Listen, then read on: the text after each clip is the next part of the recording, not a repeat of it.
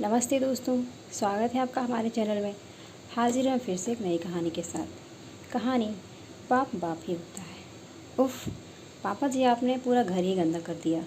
अभी अभी राधा ने पोछा मारा था और आपने चप्पलों के निशान छोड़ दिए। थोड़ी तो समझ होनी चाहिए आपको, आप बच्चे तो नहीं हैं। बहू रिया के मुँह से ये शब्द सुनकर अनिल जी हतप्रभ से खड़े रह गए। कैसे पुलिस की नौकरी में सिर्फ उनकी एक आवाज़ से बड़े बड़े मुजरिमों को हिलाकर रख देती थी, और आज उनकी बहू उन्हीं के घर में इतना सुना रही है। तभी पत्नी ने उन्हें सोफे पर बैठाते हुए कहा, कोई बात नहीं है जी, बहू की बातों का क्या बुरा मानना, बस जुबान की तेज है, बाकी उसके मन में ऐसा कुछ नहीं है। अनिल जी ने पत्नी की आंखों में देखा, जैसे पूछ रहे हों, सच में? और फीकी सी हंसी उनके होठों पर तैर गई, लेकिन आंखों के कोर थोड़े से नम हो गए। सोफे पर बैठे बैठे ही सोचने लगे, कितने जतन से इस घर को खड़ा किया था, एक एक दिन का अपने हिसाब से रखवाया था इस घरौंदे का, ताकि सेवा अवकाश के बाद पति पत्नी सुविधाओं के साथ आराम से रहेंगे। लेकिन आज सारी दुनिया उनके कमरे तक सिमट गई है। कमरे से बाहर निकलो तो कितना कुछ सुनना पड़ता है उन्हें। हाल के अंदर फायर पिट बनवाया था कि ठंड के दिनों में वहाँ आग के सामने भुनी मूंगफलियाँ खाएंगे। लेकिन मजाल है क्या कि बहू कभी सर्दी में आग जलाने दे। कहती थी कि पूरे घर में राख के कण फैलते हैं।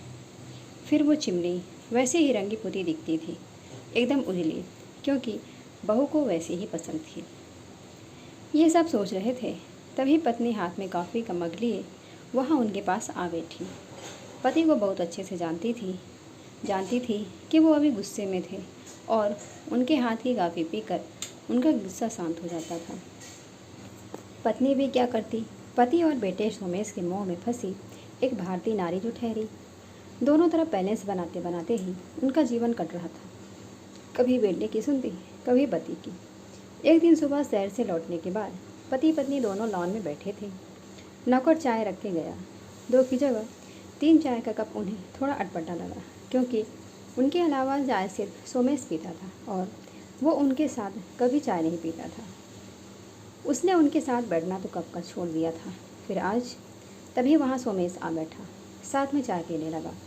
लेकिन अजीब सी चुप्पी, ये वही सोमेश है जो छोटा था तो उसकी बातें खत्म नहीं होती थी। अनिल जी कितना भी थके हों, सोमेश के साथ खेलते ही थे। उसकी बातें तब तक खत्म नहीं होती जब तक कि वो उन्हें कहते कहते थक के सो नहीं जाता। आज अजीब सी औपचारिकता ने अपनी जगह बना ली थी बेटे और पिता के बीच। तभी पत्नी ने उस खामोशी को तोड़ा। सोमेश, अगले महीने ही तो रिया के भाई के बेटी की शादी है ना?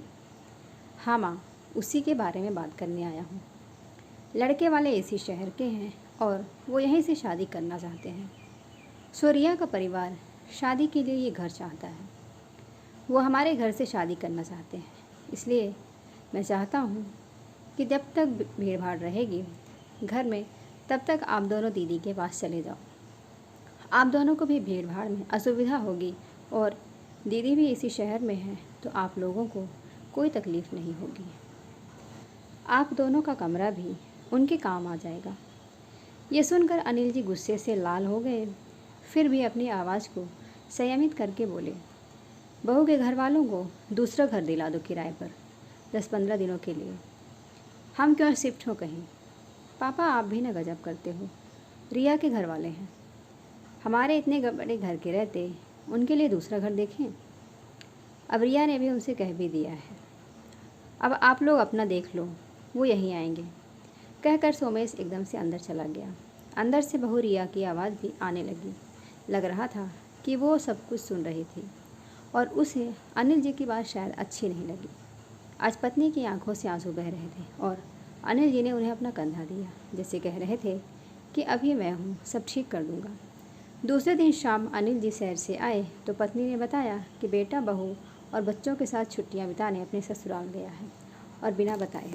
अनिल जी मुस्कुराने लगे और बोले, देख पगली, यही बच्चे होते हैं जिनके लिए तू मुझसे लड़ती थी, जिनके लिए जाने कितनी रातें हमने जाग के बिता दी। आज वो हमारे घर से हमें ही जाने को कह रहे हैं। कोई बात नहीं, मैं भी इनका बाप हूँ, कहकर अंदर चले गए। एक हफ्ते बाद सोमेश परिवार के साथ लौटा तो दरवाजे पर ताला लगा था। चौकीदार बैठा उन्हें देखते ही उनके पास पहुंचा। एक चाबी सोमेश के हाथों में दी और एक चिट्ठी भी। चिट्ठी खोलकर पढ़ने लगा। वो खत अनिल जी का था, सोमेश के नाम। सोमेश, मैं और तुम्हारी माँ रामेश्वरम जा रहे हैं, 1 महीने बाद लौटेंगे। ये जो चाबी है तुम्हारे हाथ में, वो घर की चाबी नहीं है, वो एक दूसरे फ्लैट की चाबी है जिसमें तुम सभी का सामान रखवा दिया है। वो फ्लैट मैंने बहुत पहले ख़रीदा था, तुम्हें नहीं बताया था। पॉश इलाके में है तो तुम लोगों के लिए अच्छा है। अगर अच्छा ना लगे तो अपने हिसाब से घर ले लेना। ये मेरा घर है और तुम्हारी माँ का है और हमारा ही रहेगा।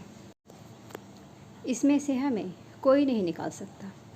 अभी तक सब कुछ बर्दाश्त करता रहा था क्योंकि तुम्हारी माँ खुश रहे, लेकिन अब तुम्हारी बातों से उसकी आंखों में आंसू आए, ये मैं बर्दाश्त नहीं कर सकता।